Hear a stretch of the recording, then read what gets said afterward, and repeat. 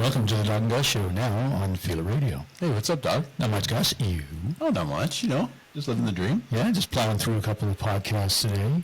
Yeah, it's great. Yeah. Awesome. Well, there's nothing better to be doing, really. No, not at all. So what are we looking at tonight? We have Andrew from Silvertone Hills on with us today. No. Is it Silvertone? Yes. Yes, it is. I'm just kidding. How are we doing? Hey, I'm doing good. Thanks for having me. How are you? I'm good. Thanks for joining us and, taking a bit of time out to talk about your music and your album and the group, and love it. Yeah, no worries. So the new album, Limits, so it's obviously a full EP. So what was the kind of progression of that? Did you guys do it over a couple of years, or has it just sort of been put together very quickly? It more so on the former, what you said. So we put out singles and EPs since we started back in 2017-ish. But pretty much around the lockdown time when everyone had a lot of free time on their hands, I kind of just revisited a lot of like partial ideas and things that I had sitting around, and I kind of wanted to make it a goal to complete a lot of those into full finished songs to see what we kind of had to work with.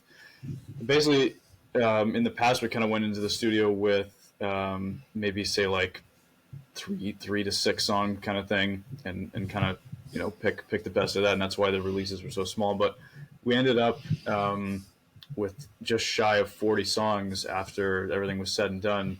So we kind of felt it was time to put out something full length to really kind of show what we sound like. And I think in the end, it was like the most representative thing we could have done. That was great. It's a good album. Yeah, so how hard is it to pick from those 40 songs, though? Like you got, I'm sure everybody had their favorites. Yeah, we had a producer as well, who was kind of like, not as biased as we were. So we actually just kind of took votes and started narrowing things down like that. And then when it got down to like the final 12 or whatever, then, obviously like some emotions come into play, what we wanted to actually keep on there as opposed to just rankings. But yeah, it wasn't too hard. I mean, because I like them all, so it's not like I'm losing much picking one over the other. But no, it was a fun process, and I'm glad we ended up with what we did on there. And the vinyl actually has 2 extra tracks, so it is a 10-song album, not just 8. Nice. I guess where can we buy an album? Is it on your website? Yeah, on our Instagram page, the link on the bio takes you to a merch page. Very cool. Nice. Where did you guys all meet? Are you guys from same school, same area? Yeah, well, we all grew up on the Hamilton Mountain, so just through like friends of like myself, singer Liam and bass player Mike all went to the same high school, and then Alex was I met through a mutual friend. And then Nick was just a recommendation from a guy who was in the band for a little bit, who also just lived on the mountain. So I mean, we're all within a 5-kilometer radius, and now obviously guys have moved out with their, to move out with the wife and kids and that. But yeah, it was all just through local stuff. That's cool. So basically based out of Hamilton. Yeah. Yeah, that's our hometown, and that's always kind of where we have the biggest like hometown draw when we play those big release shows. Right. And you got is there a favorite venue in Hamilton that you guys like to play? For the past couple of years, we've been doing Mills Hardware a lot.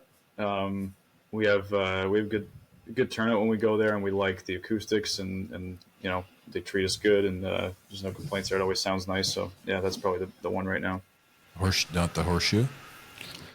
Horseshoe Toronto. So that one we played there a couple times, but it's a little bit bigger, and it just kind of depends. I mean, we've played there on some weekends with some good crowds, and we've done the weekday thing where it's you're playing to you can count them on one hand. Yeah, fair enough. I always thought the Horseshoe was in Hamilton. No, I'm my bad, buddy. Sorry, Andrew. I'm sure they get to Toronto a bit to play the different clubs in Toronto too, right? Yeah, I suspect so. Yeah. Go ahead. What's your favorite song on the album? If you could pick one. Yeah, I'm partial to Stubborn Lovers just because it kind of to me, anytime I can sort of get like as many nods to different artists and songs, and my favorite stuff in sort of one package, the more the better for me. So like that's probably the closest I've gotten to kind of my favorite influences in one song. That's cool. Okay, so that's a good segue. Let's talk about that. Your favorite influences. Yeah, because when you say that, what do you mean? Like, do you like to pay an homage to people that you kind of learned over the years, or where does that come from? Yeah, well, the ones that I always list when I'm talking about the band sound would be Oasis, The Smiths, Queens of the Stone Age, Tom Petty, and then I it goes without saying, but there's also the Beatles and the Stones and the '60s British rock thing, but those artists are kind of the ones that I constantly will go back to when I don't know what to listen to, and I'm always kind of discovering or rediscovering parts of their catalog. It just has the strongest, I guess, emotional impact on me. So when I'm writing certain parts, or when I'm writing a riff or coming up with something, or inspiration happens to strike, if I pick up on something that reminds me of one of those artists, I try to I go with it. I don't shy away from it or try and make it not sound like that. So I mean, in the case of Stubborn Lovers, like the opening riff and the one in the chorus is like on a 12-string guitar, and it's very like Tom Petty, 60s California kind of stuff. And I like the Traveling Wilburys a lot too, so I'm sure you can hear that influence in there. There's always going to be like an Oasis thing in our music, because they're kind of the driving force of what kind of inspired me to start this band. So whether it's intentional or not, there's always kind of like a British 90s rock thing kind of undercurrent under a lot of the music. So yeah, I mean, that song in particular, and then I'm happy with it. I'm happy we could say what we wanted to say in 3 minutes, and I think it's like a nice presentation of how you can get that like pop rock song across. Definitely. Now that you mentioned that, I do hear it a lot. And actually, Oasis took a lot from other people too, right? Like with their, even like T-Rex and stuff, like the Cigarettes and Alcohol, like that song sounds exactly like T-Rex, right? So it's like, I guess that makes sense that it spins around to that, right? Yeah, and I kind of, as I really, really got into them and interviews and reading and watching things, it's like, yeah, okay. Yeah. I don't have any, I'm not trying deliberately to rip anything off, but I don't have any shame in my song sounding like an influence, because that's me showing who my favorite artists are. I mean, yeah. I think we've come a long way in 7 years to have stuff that sounds uniquely like us. But like I said, if there's nods and hints, if someone tells me that one of our songs sounds like a Beatles or an Oasis tune, or even a part of it or something, I take that as a huge compliment, because it means we are reminding people of these great artists that I'm listening to every day. No, it's a good point, and I think the way that Noel was mentioning it. The only reason I know this is somebody mentioned, we talked about it with somebody recently, but is like there's only so many chords, so like he basically stated that, and of course I love Oasis as well, so you're in good company here, that's for sure. Yeah, great. Yeah. What's your have you had like a favorite performance, or has there been something out there that like have you guys been on tour? Have you been touring around? We did more last year when we put out Stubborn Lovers in last September, and we played for about 3 months every weekend across like the GTA and Montreal and that sort of 401 highway kind of thing.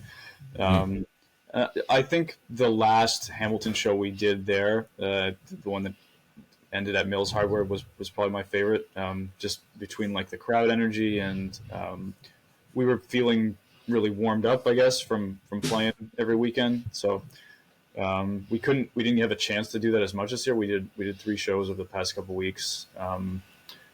But I mean, they went well too. We did Hamilton, Toronto, London. But I think that one at the end of last year was my particular favorite. Just combination of the way we played and the way the crowd reacted and everything. That's awesome. Well, it's always fun to play in front of your hometown crowd when you've got like family and friends that come out to it, and it's just a big party, right? And it's good for you guys as well. Yeah, exactly. And we always try to we kind of limit our Hamilton shows to just a handful a year. That way, when we do play them, it's for an event or a release of something or some celebration that we can guilt all of our friends and family into coming into, because we're not going to be back for long. Yeah, exactly. Perfect way to do it. Bring your money. Bring your money. Listen, you haven't seen us in 6 months. It's time to come up and watch us play. Exactly. Mom. Yeah. Mom, Dad.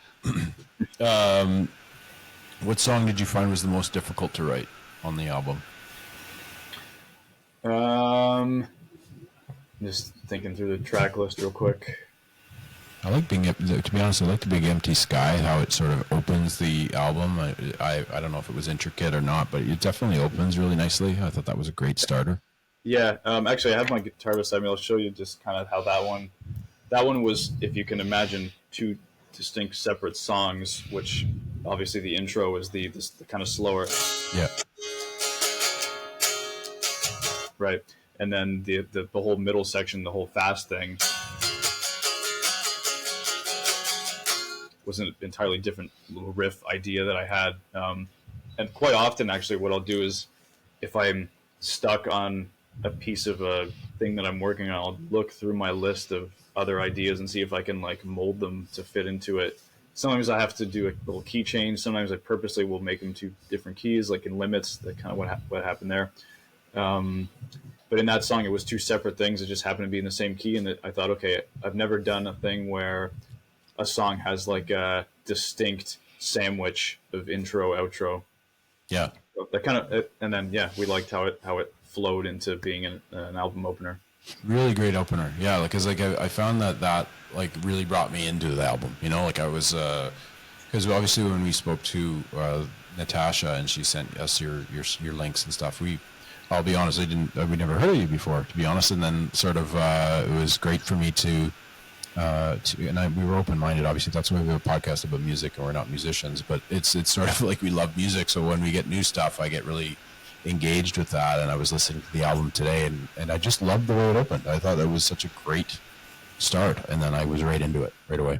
Thanks. So I listened front to start to finish. That's how I did it. We're older too, so we can listen to full album. We have a good attention span.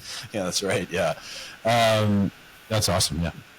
So that's another question I've asked a lot of people is the planning of the album. When you're doing the songs, like you said, Gus said that one opens up the album like beautifully.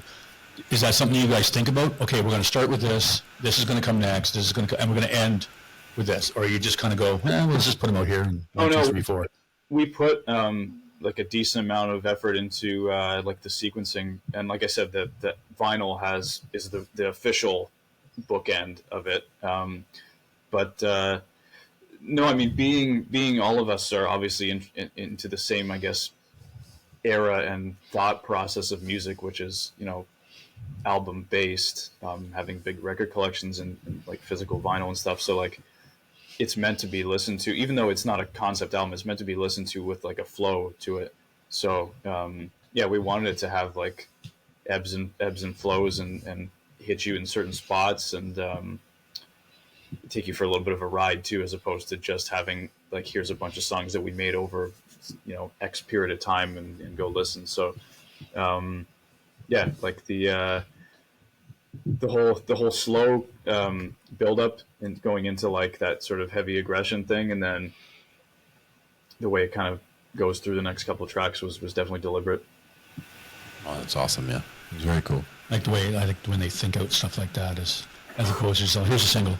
Here's another single. Yeah. No, I think that they obviously released them as singles and then put together the EP. But it's very you're right. It's very cool how they put the process. I love it, like because it's the art, right? It's like not just the musical art, but then there's the cover art, and then there's the thoughts behind the fact that you're trying to put together something that has, like you said, ebbs and flows and brings you in, then lets you out, and then brings you back in again for different things, right?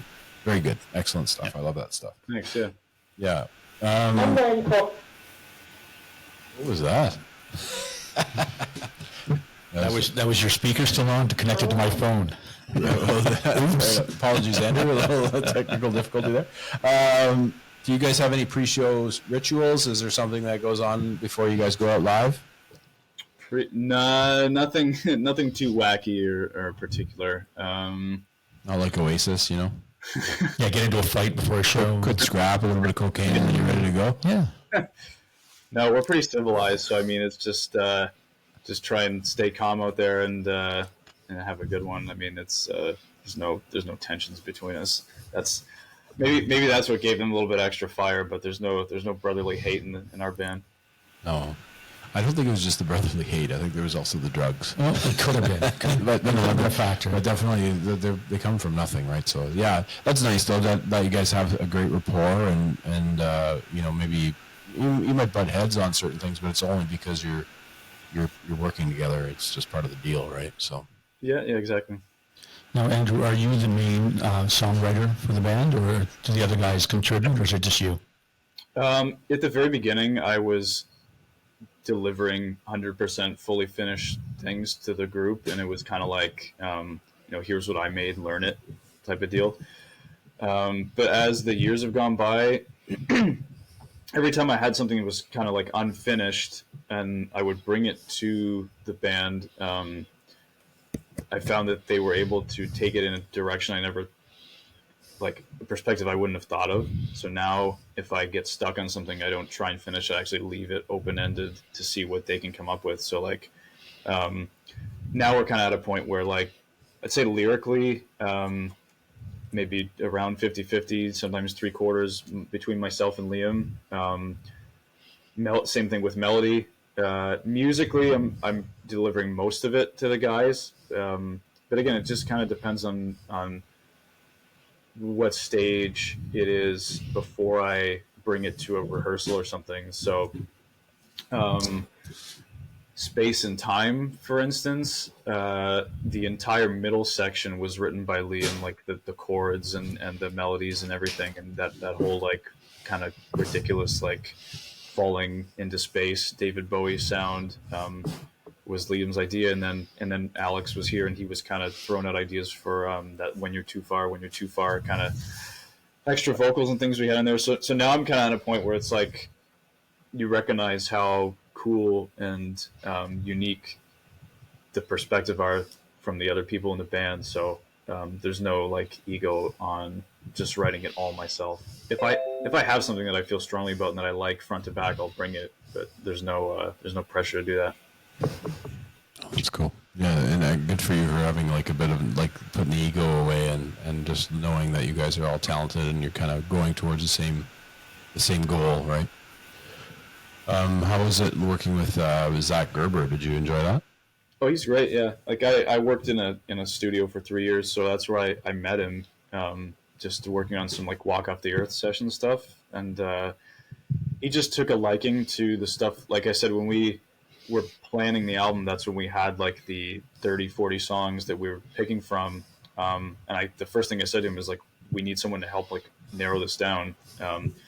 So he was on board that he liked the stuff enough to sit through hours that with us and rank all the stuff and really I could tell that his opinions were based on what he was actually feeling and connecting with the most, as opposed to just doing it to get paid. Like all of his creative directions were for the sake of making the songs better, which is exactly what we were looking for, right? Which was someone to provide that like outside, unbiased opinion, whether it was in like the finalizing of the song structures or what instruments to put on what part and how certain things should be sung down to that. Yeah, that's cool. And a little objectivity never hurts, right, when it comes to that kind of stuff. No, exactly. Well, especially when you need to trust this man too, right? Because he's taking your songs and he's gonna make this a reality for you guys, and you guys are like, there's got to be a lot of trust in your producer. Yeah, and I mean, well, he would say all the time, like, if you don't like it, you can veto it, but usually that didn't happen. I think it was 1 or 2 ideas he had that I wasn't really jiving with, but he's such an easy guy to get along to. It's like we were on the same page from the beginning, so there wasn't a lot of clashing. Are you a session musician as well, or are you like working with him on those like as a musician, or were you more production? Just as an audio engineer, so I would do like all the tracking setup and then some mixing here and there, and just full service stuff at the studio. So I did that for 3 years and just kind of wrapped that up recently. You learn a lot, I'm sure. Helped you with your album. Yeah, exactly. The timing was great because I got to take in everything that I learned working on other people's stuff and apply that to how the guy when I wasn't physically playing, I was recording the album, and then I did all the mixing as well. So I mean, it definitely paid off. That's cool. Now, with Zach, was that kind of like, yeah, you guys are going to work with Zach, or did you seek him out? Like, I know that you said that he liked your stuff, but was that him saying, "Hey guys, I wouldn't mind producing your album," or did you approach him? I was actively seeking out people, kind of firing out some emails from here to Toronto to see who would be interested, and then I would just send like a little pitch and here's what we've done so far. Here's a couple demos. This is what we're looking to do. Narrow this down to a full length, and he just took the most interest and like I knew him already, so it was an easier decision to make than going with somebody that we didn't know and then kind of crossing your fingers. Yeah, very cool. Yeah, it worked out.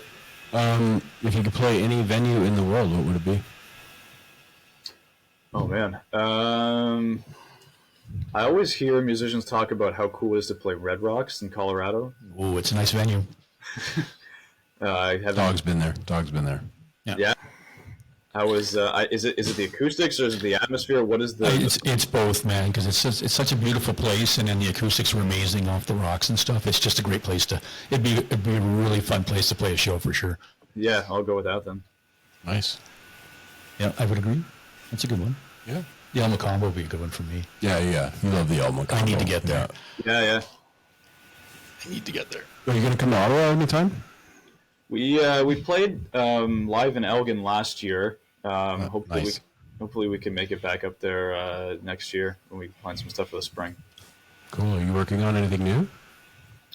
Right now we're trying to just sort of get our ducks in order promo wise, just for we're going to apply some festivals, and I'm just trying to cut a little live video together because we were filming and recording the past couple of shows, and then as soon as I can kind of get some admin stuff off the back burner, then yeah, I'm starting to stockpile riffs and just kind of scrolling through my voice memos yesterday to see what I could start piecing together again. So as soon as I get in the groove of that, then I'm sure I'll have a big pile of stuff to pick from again.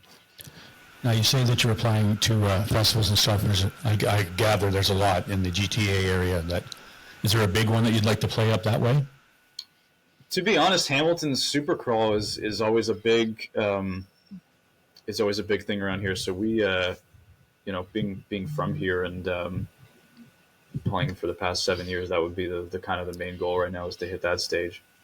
Yeah, it's sort of what we get from Ottawa artists when we have them on. They're like, we want to play Blues Fest. It's like the big one here. I can imagine that's like you're from Hamilton, so that's what you've gone and seen great shows there probably in your life. So is it similar? Is it like a one-day event, or is it like over a week? Or it's like a Friday to Sunday, and they close up like one of the main streets downtown. And I think there's a main stage and then maybe a few smaller ones that they set up. But yeah, it's a big thing. Like they shut down the whole street for a weekend. Cool. Awesome. Very cool. Do you find, going back to you mentioned that you go through your voice notes and such, like, do you think technology has really benefited for artists, like it benefits artists that to be able to, you could just fire up your phone and play your guitar and play something and find your riffs? Is that? Well, that stuff for sure, because first of all, if I had to rely on a tape recorder, if it was, depending on the time of day or whatever, how inconvenient it was to lay down something, that's one thing. And then having to sift through the tape is another thing. Being able to label all these things, based on like, Smith's ripoff number 210. Especially that's how my stuff is organized. Is just folders of like that it sounds like, and then I just kind of go from there. And that kind of organization is key for me to at least, like, I was going through stuff that I forgot about from the past 2 years. So without it being labeled or anything, it would just be a big disaster. So yeah, no, it helps for sure. So now, it seems like you do a lot for the band, or any of the other members helping you out with like any of the socials and stuff, or is it all you? I do the majority of the social stuff. Liam is good when it comes to like video and photos. So he will either take some of he took the artwork for the album. He's done a couple of the single covers. obviously we have someone else doing it when it's like a full band photo shoot. But and then he filmed a music video of ours a while ago. So yeah, any like creative stuff like that, I usually run by him. But as far as like I guess like the management stuff, I'm usually doing that. Fair enough. What's do you find, like, if you were to compare your guitar playing, do you like go with Johnny Marr? Is that sort of your go-to, or would you be more like Noel? Over the past couple of years, I started to, like, you know what, I think it's kind of back to what I said at the beginning. Is just there's pieces like I've been playing guitar going on 20 years now. So I started out doing a lot of like hard rock, Guns N' Roses, Eddie Van Halen, all that stuff. Yes. But when I got into songwriting and song based music, my playing started shifting, obviously, and then it takes on the same, I guess, quality. So it's whatever's, you know, serving the song the best, but it's coming from the same influences my songwriting influences now. So Mike Campbell from Tom Petty, all those little licks that he has in between the in between the chords, even the way like Tom plays his rhythms, the way Noel plays rhythms, and then like you said, the Johnny Marr picking jangly stuff is you'll hear undercurrents of it in all of our music. Yeah. I did hear it now that you like talking to you. Like and listening to the album, I definitely get it. Like, Our other and Keith Richards too, right? Like I don't know why I got some Keith Richards in there for some reason. Well, that's probably this one here, which again, the Stones are a huge one, and Keith obviously huge, but I mean, all of his big riffs like "Start Me Up," same kind of thing as what we did on "What Do You Take Me For," but just up higher. Same kind of, all that kind of, you know, choppy playing. Yeah, that's awesome. No, definitely there's some, like, I like when it gets a little bit like dirty, you know. I don't know, it's like you're a very clean player, but then there was some, like, you could find some grime in there, you know. I don't know. But I really like the blending of like a gritty vocal with some like really beautiful acoustic guitar and clean pick stuff, and then maybe some distorted rhythm. Like the way that it all interweaves together is to me, I guess, more emotionally appealing than everything on full blast. Yeah. Like Liam doesn't scream; he's just using his grittiness in his voice to deliver these melodies, and the way that I don't know. I feel like when the instruments can back off a little bit, like in Fine Line or Stubborn Lovers or something that's a little less aggressive, then the vocal can take the spot to be the gritty thing. It doesn't always have to be the guitar. That's right. Yeah, no, I like that a lot. What's your favorite Smith song? I have a couple. Heaven Knows I'm Miserable Now, just because the groove. Yeah.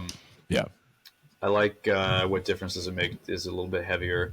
I didn't realize that the Smiths kind of separated their albums versus their singles and B-sides. So for like years, I thought that Hatful of Hollow, the blue one, the compilation, was like one of their albums. And I used to, like, when I played This Charming Man for my girlfriend, she was like, "You've been listening to like not the B-side, but the outtake for 3 years."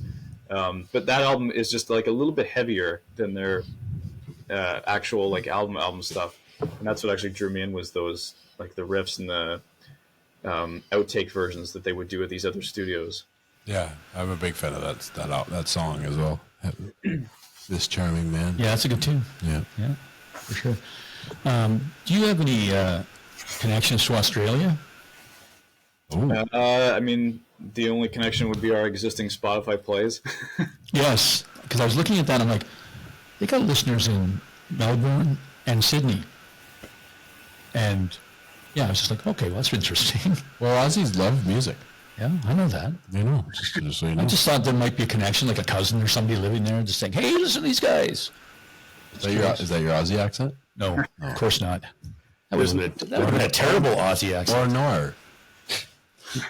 There's no concrete ties that I know of, but the promo teams that we're working with, like Natasha from RPM, and then this guy who's doing a great work, Matt at Flying Colors, has really helped to push it kind of outward beyond our home area. So wherever it's starting to pick up is awesome. I couldn't tell you why or what the reasoning is for it, but anywhere that's outside of where we're used to is welcome. Yeah, I kind of thought it was interesting to see that. Yeah, of course. I mean, I think that also your sound is some of the and you know, I like it. We were talking about how it is a little gritty, but it's kind of beachy too. You know, like you have like a bit of a beach vibe to you. So I don't know. Yeah, maybe that's just some '60s influence coming in, but yeah. I mean, I like to bring in elements, whatever, whether it's weird or not, whatever kind of fits and sounds cool in the song. Like the slower ones, like especially limits, kind of like mid-tempo stuff where there's more room to play with those things. Like I said, I try and sneak in a lot of like nods and homages whenever I can. So now that I'm saying this, if you go back and listen to the song Limits, I think I put as many Revolver rip-offs as I could snuck in there. So Nice. throughout the bridge, there's this kind of guitar that goes like da da da da da da, and that's I tried to mimic what Harrison was doing on Paperback Writer. So if you listen, like a little guitar that rings out every time, like on the downbeats, and it just kind of ping pongs back and forth. It's awesome. So the thing, there's like a reverse guitar where I tried to do it just like the Beatles would have, which is you play over the song backwards and then flip the whole thing back. So I actually took the song Limits, played it in reverse, played a real solo, and then flipped all of it back over. So that stuff that you hear in there is all that kind of like Tomorrow Never Knows. Nice. It's awesome. Do you think that Zach was a good fit because that's kind of his style? Because I mean, I know Walk Off the Earth has got some interesting tunes in the way they're set up and stuff. Actually, we kind of thought it would be unique because I didn't really know of any music that he'd done like us before. Like Walk Off the Earth is a little like we like the fact that they were a little more commercial and that he had an ear for that kind of thing because, like I said, he helped to shape the songs in terms of like radio edits and that sort of stuff. Which we were just like, add another guitar solo, add a third verse, add another pre-chorus, when sometimes it's not necessary to make the song kind of deliver what it needed to be. But his background wasn't really like indie rock like we were, so we were kind of hoping that his perspective would not necessarily bring in outside ideas, but just whatever he thought made a good song, regardless of the genre, could kind of be applied to us, which is what he did, which is great. That's very cool. I know you guys got I saw one review and they kind of likened you to the Kinks, the Killers, and REM. I'll take it. Yeah, that's great. For sure. Sometimes we get compared to stuff that I don't listen to that much, which I find interesting. I mean, in the Killers, I wouldn't say they're direct influence, but I like that era. I think that up until like 2010, rock was still kind of climbing. So right around like 2005 to 7 is right when I picked up a guitar, and that like I'm glad to have experienced that kind of era when like the Strokes and the Killers and the White Stripes, even Oasis was still kind of kicking around, but all those bands were kind of taking off. The Kinks, I always need to go back and do more of because I know that I am into that kind of like a little bit more like what's the word? I don't know if patriotic is the word, but like very like blatantly British sounding stuff. I always enjoy. And REM too is like I like the way they sound, but I haven't pulled from them deliberately or intentionally. So I still appreciate the comparisons. For sure. Could be vocal. Yeah, I thought. Yeah, I get that. Yeah. Yeah. I mean, but the Kinks are a great '60s band. So yeah, Liam's voice is similar to Michael Stipe. Yeah. Yeah.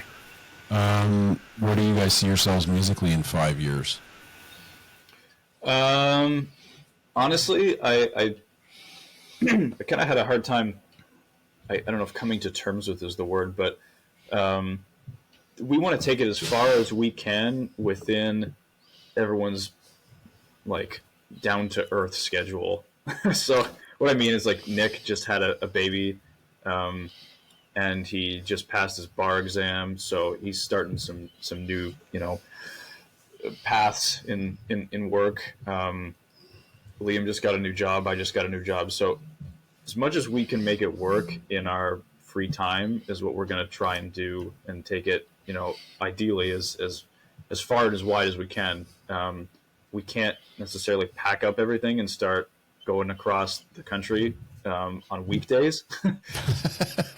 so that's there's limitations to that stuff, but and Nick can't either. That's for damn sure.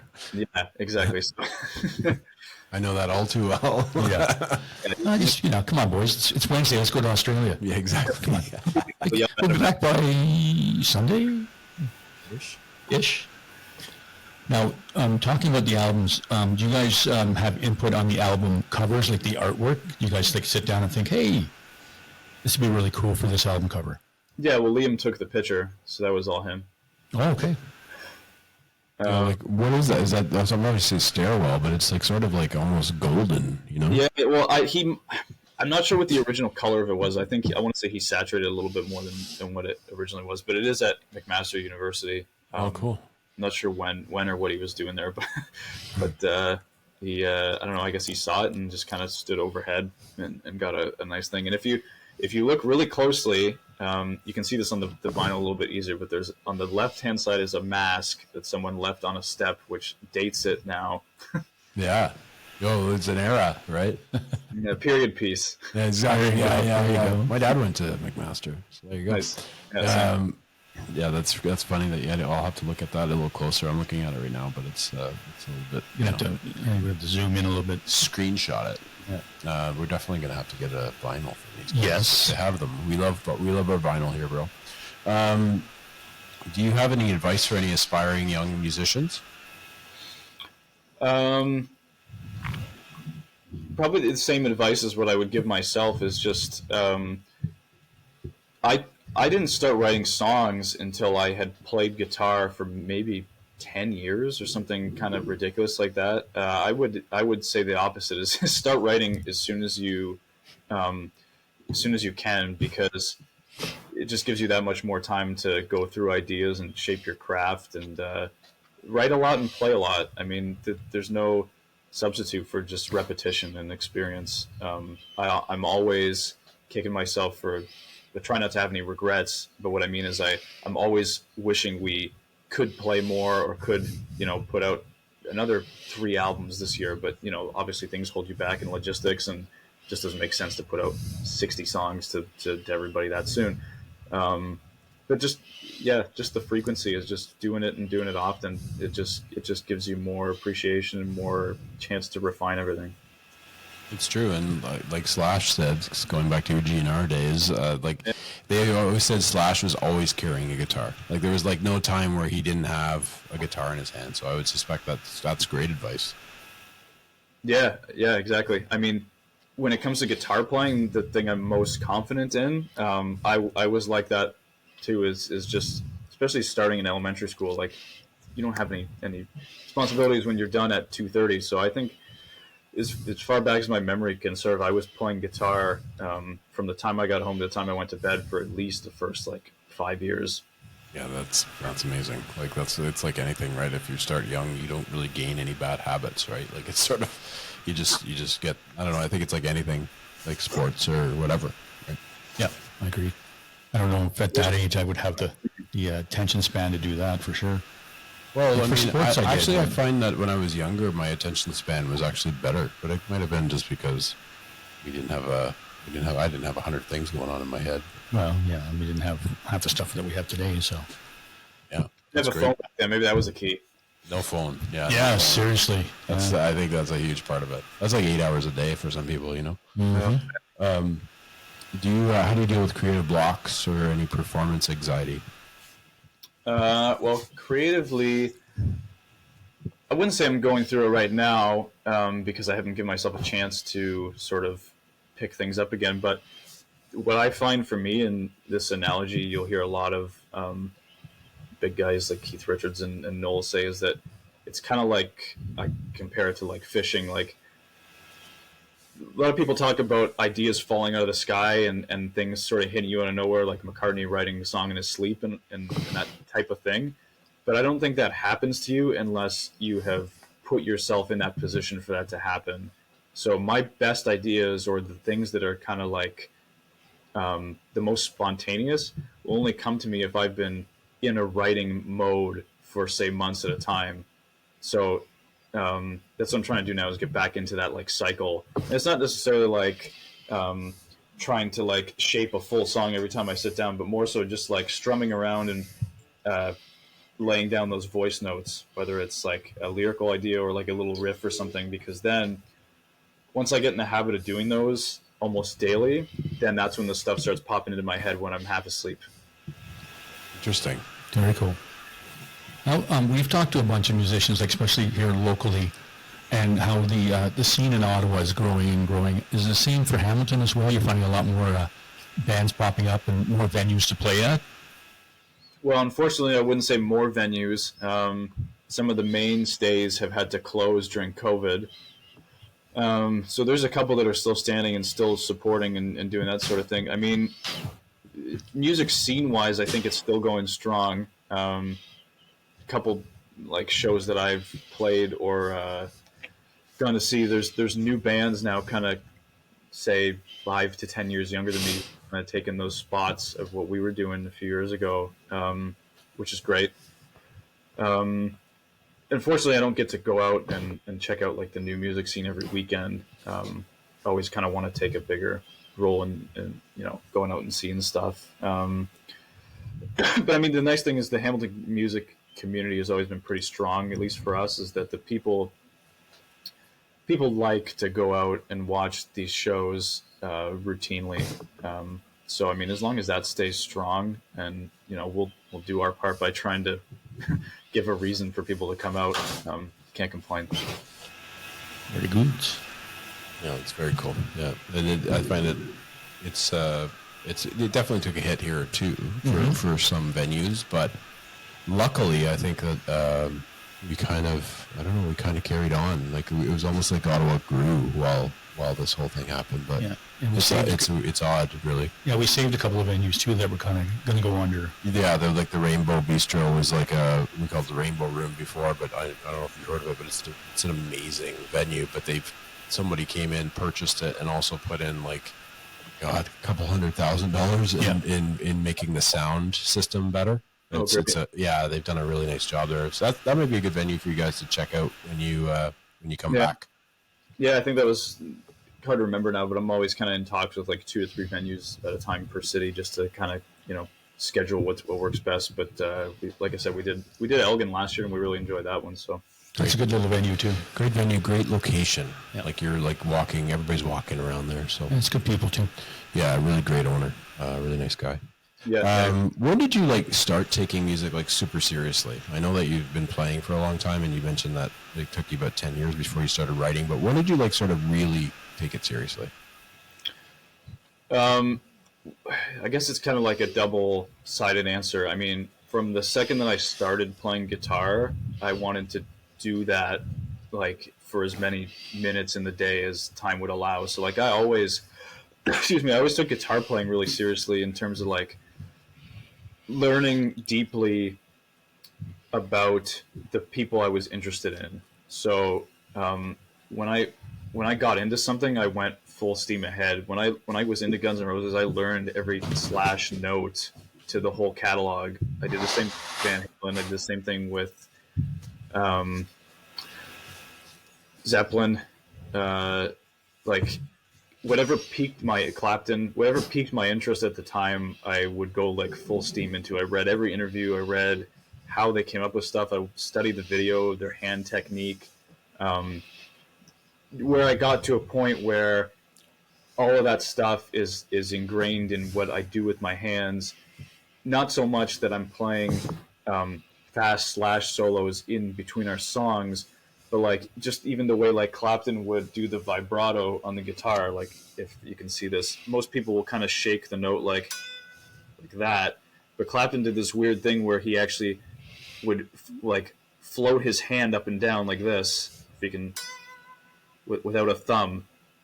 So whenever I play solos now, that's how I do it, and it just rubbed off like that. It wasn't deliberate, but I guess what I'm getting at is, since I started playing guitar back in 2004 or 5 or whatever it was, everything that I've done has been with that same intensity.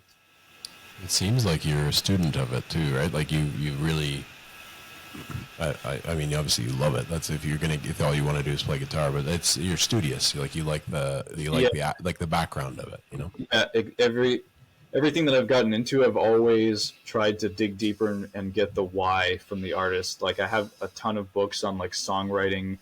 I think at one point I went through this website. This website had compiled every Oasis interview, and I would type in keyword like songwriting, and I have like a Word document of every quote that Noel Gallagher said and how he wrote them, because I was just so blown away by, like, when I first discovered them, I was fascinated, and I thought, I got to figure out how he's doing it. And obviously you learn that there's no, you can't just take it from him, or else everyone would be that good. But it's the trying to get there and using the same like mechanisms is what fascinates me. Yeah, and you're experimental with it, right? So you can make it your own, like you said. Yeah. Now, I have a question about genres. Is there a genre that you can kind of just look at or listen to and go, I just don't get it? Is there? Like, I don't want you to bash a genre. I'm just kind of curious if you just kind of go, I just don't understand that. I think for the most part, I can kind of appreciate where most genres are coming from, even if it's something I can't really like get into. Like, trying to think if there's anything really. I probably relate the least to like very, very intense like electronic stuff, maybe like dubstep, that sort of thing. And I guess. But I can see the purpose because it's made for playing in clubs. Mm-hmm. But yeah, I don't know. It's I guess obviously I gravitate towards the stuff that has the most like human creation and involvement. But I'm not gonna draw the line and say that like anything made with a computer isn't beneficial, because half of the stuff that we did was, you know, the half of the way that I'm creating things is by copying pasting verse 1 to 2 to hear how it sounds across a full song on Pro Tools or whatever. So, yeah, I don't know. I don't listen to too much, I guess, dance and rap in my free time. But I can appreciate why people like it. It's just not, it doesn't emotionally grab me.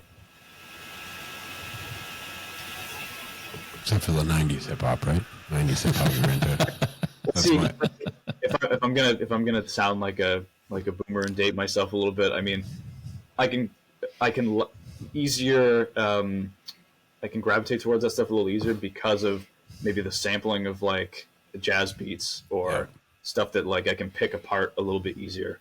True that. You're not a boomer. You're probably like me. You're a Gen Xer or something like that. You know? I'm 94, so. Oh yeah, you're a millennial, bro. Uh-oh. Yeah, he's out. I'm just kidding. And we're done. Yeah, no, it's so 94 was a great year for hip hop, just so you know. And I don't know if you knew this about the show, but I'm the hip hop guy, you know, from the 90s. I hate all the new hip hop though. Yeah. But that makes me sound like a boomer now. Oh, shit. What do you think of the state of the music industry today, and where do you think it's going to go?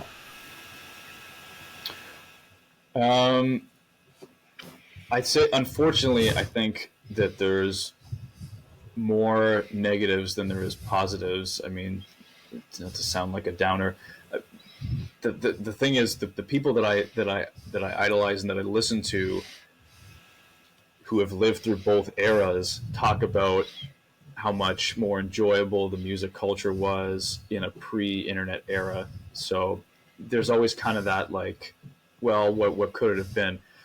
I have never got to experience that, so I can't say. The thing, obviously, through the internet is why I'm talking to you right now, and the reason why I have listeners beyond who can buy my vinyls because of Spotify, and that stuff is great. The difference, I guess, is that it's, I guess, a little bit more diluted with the quantity of what's available. And then I guess more so than any of that stuff is, I guess, people's interests don't really care whether an entirely AI generated song that could happen in the next like 5 years or whatever is what they're listening to versus someone physically creating it. I shouldn't say all people, but I guess what I'm getting at is the potential for like your average strumming humanly created thing has a bit less of a chance nowadays, or can easily be tossed aside for something else. Yeah, no, I think I resonate with that as well. I think the good thing about it is it's still like a guitar, or a 6-string guitar, 12-string guitar. There's a bass guitar. There's a drum set. There's, those things won't go away. But I think you're right. There could be some genetically modified music, and that kind of sucks because. And the other thing I noticed, I mean, I mentioned I'm older than you, but like, even when I was going to, and Dawg can really speak on this because he's ancient, but what we could say is like when we went to a live show long ago in the 90s, say, or like even early 2000s, nobody had a phone out. Like, like you're not like, you were like literally like there and listening to the music and enjoying the moment. Whereas I find now, and I'll take little videos of whatever I'm watching, and then I'll put my phone away and I'll listen to the music but I don't think it's there anymore. I think everybody's kind of like wants to show it on Instagram, or they want to do this or whatever. And well, and sure. I don't want to say it. Yeah, it's more important than the collective enjoying of the show. Yeah. Like, I've seen people film like the whole thing in front of them. It drives me nuts. It's like that's craziness to me. It's like you're holding a phone, looking through the phone, seeing a guy. Like I remember watching, like I went and saw Chris Stapleton at the Budweiser stage, not near you, and I was in the floor, and people had their phones out. I'm like, dude, he's right there, and he's crushing it. Like, listen to that, like I don't know. It was so interesting to me to see these people now. I mean, obviously, I always take a little video. We're in a position now, like where we have a podcast, so we do stuff for some social media, but when we're there, we're enjoying it. As much as we can. Yeah, like I don't video the whole thing. It's like a little clip, and then I put my phone away because I want to enjoy the moment. Yeah, and I mean that's ultimately like up to the individual, right? I mean, you have the ability to pick how much involved how involved do you want to be in what's actually happening. I guess when that option didn't exist, everyone had no choice but to be as involved, right? But it's so good because you're there and you're like, you can talk about it. My mom said, I saw Elvis Presley. There's no photos, like there's no like, she said, I saw Jimi Hendrix. I'm like, oh fuck, that's amazing. Like, but like, which doesn't have any, video or photo evidence. It's just that she was there. But she has that memory. That's right. And what I really miss now too is back in the days when I got excited when you knew somebody's new album was coming out, right? You're just like, so like I'll use Def Leppard as a reference because I was really excited when Pyromania came out. I just couldn't wait for it to get to the record store so I could run down to the record store and buy it.